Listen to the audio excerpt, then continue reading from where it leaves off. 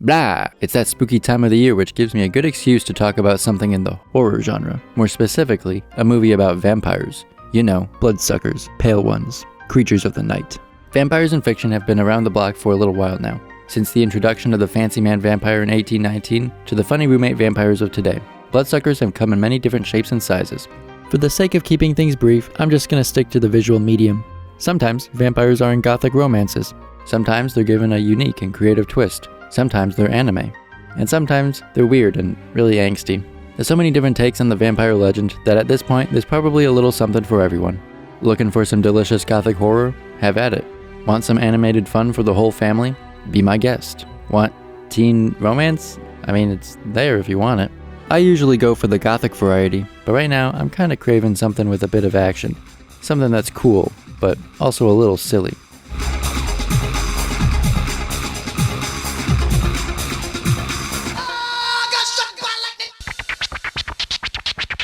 Ooh, that's a bingo! I do love me some good action horror. I typically prefer it in video games just because of the interactive element. Being the one that gets to do the hacking and slashing of monsters is a lot of fun. But there's some really good movies in the subgenre. You got stuff like Hellboy, Aliens, and Evil Dead 2. Action horror is great for those that love the horror aesthetic, but don't want to deal with a little poopy coming out when things start getting scary. And Blade fits very nicely within this genre, focusing a lot more on the action rather than being a proper horror movie. Watching the film, it's not very hard to tell that Blade was adapted from a Marvel comic with its over-the-top set pieces and the occasional goofy moment. The plot itself is pretty simple. Blade, played by Wesley Snipes, is a half-man, half-vampire that hunts and kills vampires while searching for the one responsible for his mother's death.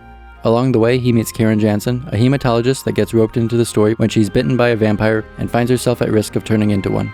It's not a film with deep philosophical themes on immortality or addiction like a lot of other vampire stories, and instead only tries to be a fun action flick, just some dumb fun. And who doesn't love some good old-fashioned dumb fun to further feed our monkey brains? I think its energetic camera work, exciting action, and its comic book playfulness do more than enough to keep one's attention. There's a few things in Blade that kinda help it stand out above a lot of other movies like it, both as a vampire movie and an action comic book movie. For one, its action is heavily inspired by the Hong Kong martial arts movies of the 1970s, which would explain why the choreography for the fight scenes are so well done. Mostly well done, at least. Rather than going in the more familiar gothic route that a lot of other vampire stories have done, Blade establishes a distinct atmosphere with its cold and dark metropolitan setting that features locales such as a nightclub located in a meat packing plant, an abandoned factory that's used as a workshop, and what looks like a server room that acts as a vampire's lair. The only time the movie really breaks away from the mostly grimy city setting is at the end, but it still works since it's relevant to what's going on in the story. And aiding the visuals, the film's score really solidifies that dark, city underbelly-like atmosphere they were going for. Something that was more on the lackluster side in Blade, however, was its story. All in all, it's very straightforward and simple. It's not terrible by any means, but it's not gonna blow your mind or nothing. I personally don't mind it because the exciting and impressive action, visuals, editing, and music were all enough for me to have a good time. And it's not like it even needed a convoluted plot or anything. It's a comic book movie, not Kingdom Hearts. The story isn't something I've seen a lot of people complain about. What I do see people having issues with is its pacing. Blade starts really strong and carries a pretty quick pace throughout its first act, but eventually slows down a tad too much so that a good chunk of the film's second act kinda slogs a little until it picks back up a bit for the climax. I think if they cut like 10-20ish minutes from the middle, it might have made things feel more evenly paced. The characters can also be a bit of a mixed bag. Snipes' performance as Blade is by far the strongest in the movie. I just love how he makes Blade look like such a doofus with those awkward yet hilarious grins. I always get a kick out of his goofy expressions, and you can tell Snipes was having quite a bit of fun with the character. But when the movie calls for something more serious, Snipes proves he can deliver. Without saying a word, there's a couple scenes where he's able to add an air of vulnerability to an otherwise generically stoic and reserved character. But pretty much everyone else in the movie is mostly just fine. Karen was good for about half of the film or so, and had some potential, but she unfortunately gets sidelined pretty hard by the third act. Blade's mentor Whistler is okay. He isn't in a whole lot of the movie, so he doesn't get to do much, and they don't do anything particularly interesting with him either, so he's just fine. The film's villain, Deacon Frost, isn't anything special either. I think Stephen Dorff, who played Frost, did a pretty decent job, but it's just that the character is a bit on the generic side. He's just an evil dude that loves to do evil things. Also, his big evil plan is kinda the same as the lizards from Amazing Spider-Man, but instead of wanting to turn people into lizards, it's vampires. But even with its shortcomings, Blade still very much succeeds at what it's trying to be. Just a fun, bloody action comic book movie about a vampire slayer killing lots and lots of vampires.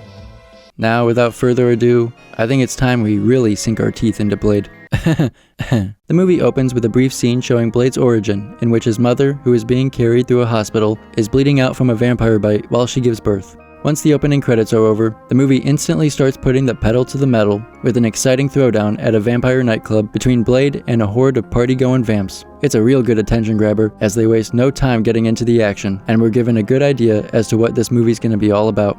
Not to mention, it gives Blade a really sick introduction. The fight ends when Blade pins a vampire named Quinn up against a wall, and we're told that the two have a little history.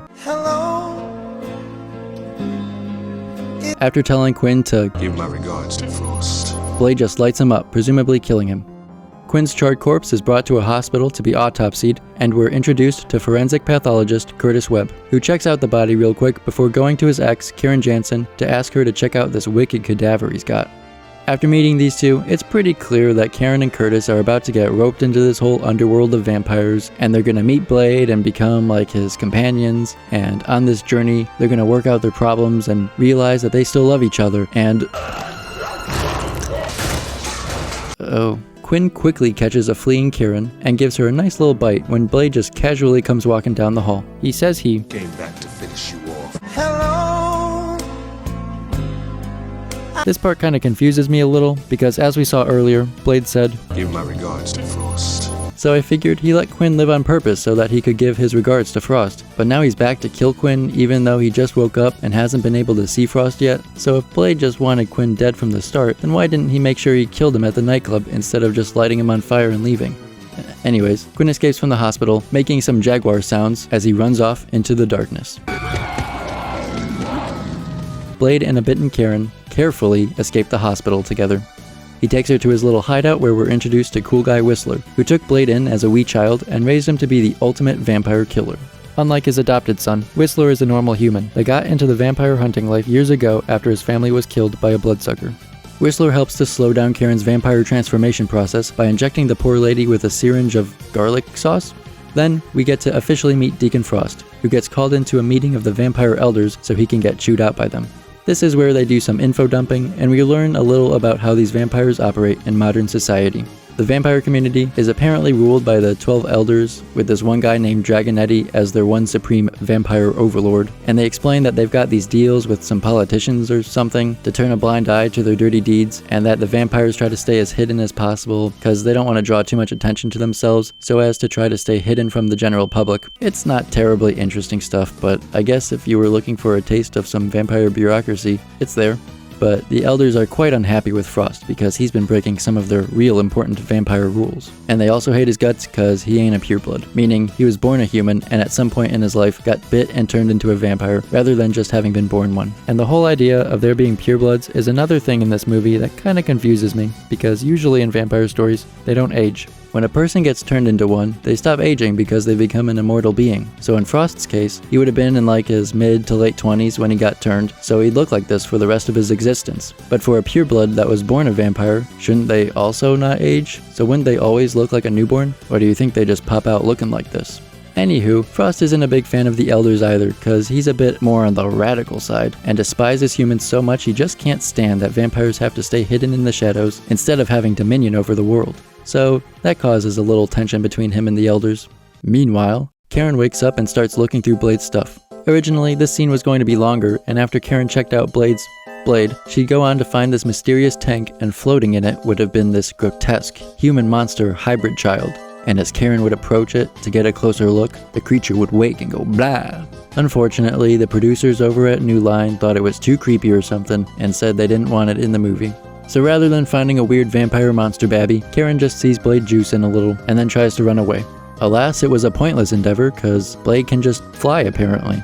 And a little later, he reveals he can teleport too. Blade drops Karen off at her apartment, and unbeknownst to her, he does this to use her as bait to lure in at least one of Frost's lackeys, who he assumes would try to kill Karen since she was a loose end from Quinn's hospital attack. And somebody does end up going to Karen's apartment, Officer Krieger, cop by day and Frost's familiar by night. Luckily, Blade instant transmissions into the apartment and whoops Krieger's ass before he can do anything to Karen. And this is where the movie really wants you to know that Blade will just do whatever the hell he wants. Like casually slamming a cop's head onto a car in broad daylight, and pointing a gun into a crowd of people. Fortunately, he shows a little restraint and doesn't actually pull the trigger. After Krieger gets away, Karen decides to stick with Blade because she believes it'll be the best way to stay alive until she can figure out how to find a cure for vampirism before she turns. Frost has been trying to use the power of modern technology to decipher this ancient vampire text that contains info on a ritual to revive the blood god Lamagra, and I was totally down with this concept. I thought the idea of an eldritch vampire god was cool as hell. Just completely subverting my expectations of this being a typical action comic book movie by adding this cosmic horror element could have been so awesome. Unfortunately, the movie doesn't do too much with it. When Lamagra is revived, it kinda just possesses Frost or something, and he doesn't really change too much other than getting a little power up. Originally, after Frost was possessed by Lamagra, he was gonna turn into this giant flying blob of blood, and it was just really not good. The effects didn't look great, and it was just a really lame idea. Lamagra is supposed to be this ancient vampire deity. It should have looked terrifying and cool, like a mix of a crazy vampire creature and a Lovecraftian monstrosity. Or something interesting at least. Instead, we just get this.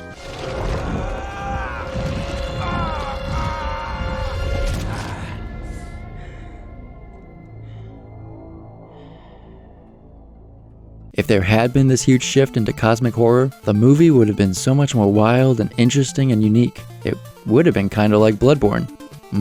Bloodborne. Anyway, we jump back to our two heroes as they stake out Krieger's car till he comes to get it back. Following Frost's familiar leads Blade and Karen to the hideout of a vampire named Pearl, a monstrously obese creature that is known as the Record Keeper. The movie's director Stephen Norrington has said that the reason for Pearl's large size was because he loved to feast on the hearts of infants and children. And I learned that interesting little factoid on the IMDb.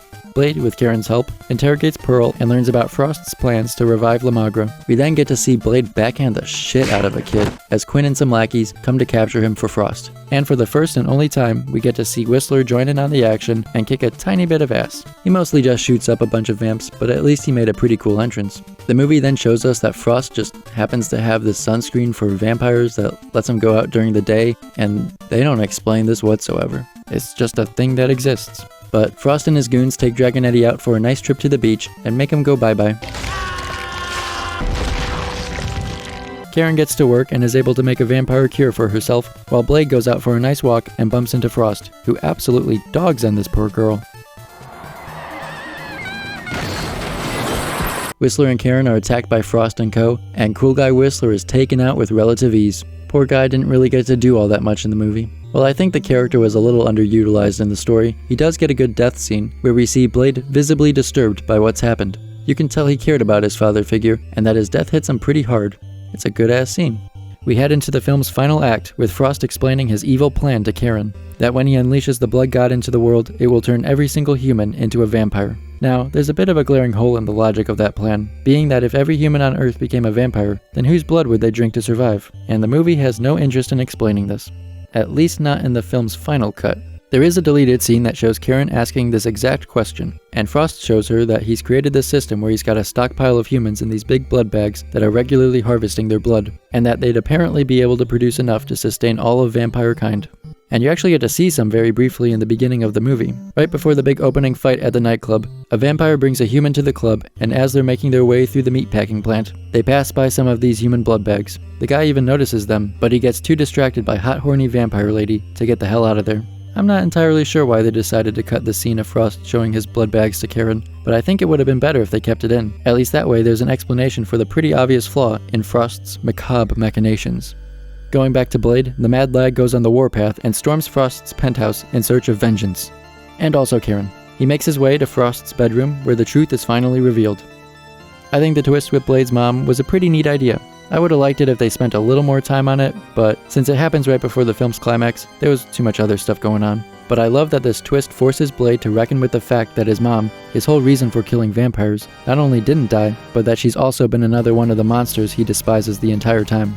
He has to find a new reason to keep fighting, and must decide whether or not he should kill his own mother. I must release you. It's some pretty compelling stuff. I just don't understand why she's so creepy. But now the stage is set for the film's climax. With everyone at this ancient vampire temple, the 12 elders are sacrificed, a bit of Blade's blood is taken for the ritual, and Lamagra is revived. and I think they could have made it look a little cooler than just having a bunch of CGI bat monsters awkwardly flying through frost, but whatever. Oh, I almost forgot to mention that right before all this, Karen was thrown into a pit where she had to fight off her zombified ex-boyfriend Curtis. Yeah, they kinda just casually throw in the idea of zombies being a thing. It's only shown briefly, and while I thought it was kinda cool, I don't totally understand why this was included in the movie, since it's such a small part. He's only shown for about a minute or two before Karen escapes and is never dealt with or talked about afterwards. Poor guy. Karen is able to free a weakened Blade from the contraption that was draining his blood, and after suppressing the vampire part of himself for the entire movie, we finally see Blade feast on human blood. Consensually, of course, but the scene is so suggestive. After a good meal and now harnessing his full power, Blade satisfyingly takes down Frost's goons one by one, starting with Quinn. And he goes absolutely buck wild on these fools. Gets a little goofy with it too. The final fight with Frost is pretty good, and they still make sure to throw in some laughs for good measure.